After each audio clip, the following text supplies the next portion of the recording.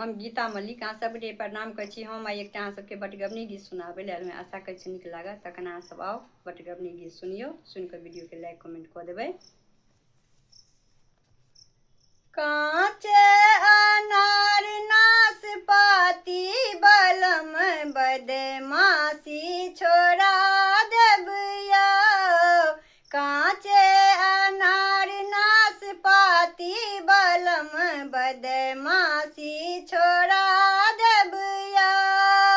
जज के बेटी कलेक्टर के पोती, जज के बेटी कलेक्टर के पोती, सिपहिया के छियै बहिनिया पिया, हथ कड़ी लगा देबिया।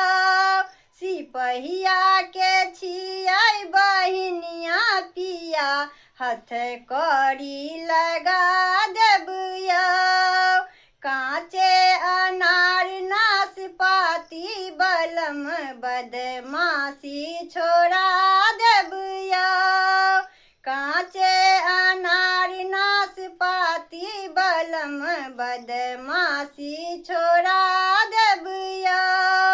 आजी के बेटी डीआईजी के पोती, आजी के बेटी डीआईजी के पोती, कलेक्टर के छियै बहिनिया पिया, जेली खिचड़ी खुआ देबिया।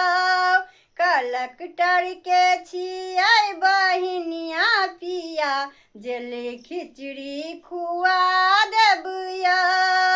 काँचे अनार नाशपाती बलम बदमाशी छोड़ा देबिया। काँचे अनार नाशपाती बलम बदमाशी छोड़ा